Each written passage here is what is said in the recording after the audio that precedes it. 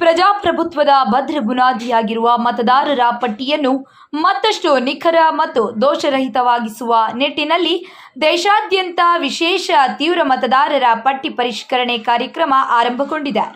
ಈ ಹಿನ್ನೆಲೆಯಲ್ಲಿ ಕೊರಟಗೆರೆ ವಿಧಾನಸಭಾ ಕ್ಷೇತ್ರದ ಬೂತ್ ಮಟ್ಟದ ಅಧಿಕಾರಿಗಳಿಗೆ ಮಹತ್ವದ ತರಬೇತಿ ಕಾರ್ಯಕ್ರಮವನ್ನು ಆಯೋಜಿಸಲಾಗಿದ್ದು, ಮತದಾರರ ಪಟ್ಟಿ ಪರಿಷ್ಕರಣೆ ಕಾರ್ಯವನ್ನು ಪರಿಣಾಮಕಾರಿಯಾಗಿ ನಡೆಸುವ ಕುರಿತು ಸಮಗ್ರ ಮಾಹಿತಿ ನೀಡಲಾಯಿತು.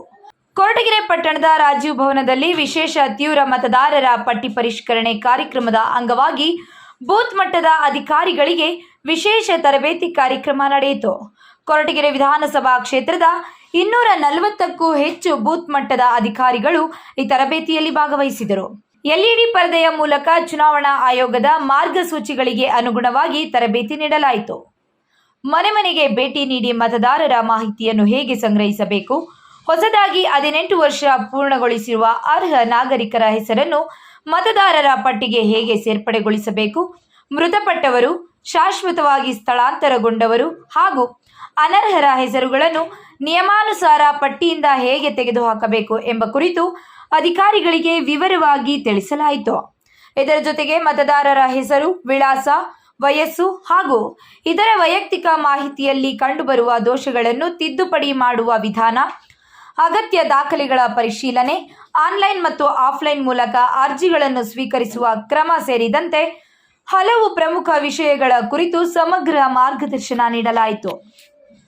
ಯಾವುದೇ ರೀತಿಯ ಜಾತಿ ಧರ್ಮದವರಾಗಿರ್ಲಿ, ಅವರು ಒಬ್ರು ಕೂಡ ವೋಟ್ ಹಾಕೋದ್ರಿಂದ ಅವರು ಹಿಂದೆ ಸರಿಬಾರ್ದು, ಮತ್ತೆ ಎಲ್ಲರಿಗೂ ಕೂಡ ಮತದಾನದ ಹಕ್ಕನ್ನು ಕೊಡಬೇಕು ಅಂತ ಅವರು ಪ್ರಯತ್ನ ಪಡ್ತಾರೆ. ಅದೇ ರೀತಿಯಲ್ಲಿ ಅವರು ಕೆಲಸ ಮಾಡ್ತಾರೆ. ಆದ್ರೆ ಇಲ್ಲಿ ಆ ಕಡೆ ಕೆಳಗಡೆ ಭಾಗದಲ್ಲಿ ಇದ್ದಾರೆ ನೋಡಿ, ಅವರು ಜ್ಞಾನೇಶ್ ಕುಮಾರ್ ಅಂತ, ಅವರನ್ನ ದೇವರು ಮಹಾದೇವ ಅಂತ ಚಿಂತಕರು ಅವರ ಜ್ಞಾನಗೆಟ್ಟ ಜ್ಞಾನೇಶ್ ಕುಮಾರ್ ಅಂತ ಕರೀತಾರೆ. ಯಾಕಂದ್ರೆ ಅವ್ರಿಗೆ ಜ್ಞಾನನೇ ಇಲ್ಲ. ಆತ ಎಷ್ಟು ಸಾಧ್ಯ ಆದ್ರೆ ಅಷ್ಟು ಬಡವರು, ದಲಿತರು, ಅಲ್ಪಸಂಖ್ಯಾತರ ಮತಗಳನ್ನ ಮತ್ತೆ ಅವು ಬಿಜೆಪಿ ವಿರೋಧಿ ಮತಗಳನ್ನ ತೆಗಿಬೇಕು ಅಂತ ಆತ ಕೂತಿದ್ದಾರೆ ಚುನಾವಣಾ ಆಯುಕ್ತರಾಗಿ. ಹೆಗ್ಗಳಿಕೆ ಏನು ಅಂದ್ರೆ, ನೆಕ್ಸ್ಟ್ ನೋಡಿ, ಇದು ಮೊದಲನೇ ಬಾರಿಗೆ ನಮ್ಮ ಭಾರತದಲ್ಲಿ ಚುನಾವಣೆ ನಡೆದಾಗ ಯಾವ ರೀತಿ ಚುನಾವಣೆ ನಡೀತು ಅನ್ನುವಂತಹ ಬೇರೆ ದೇಶದಿಂದ ಬಂದಿದ್ರು ನಮ್ಮ ದೇಶದಲ್ಲಿ.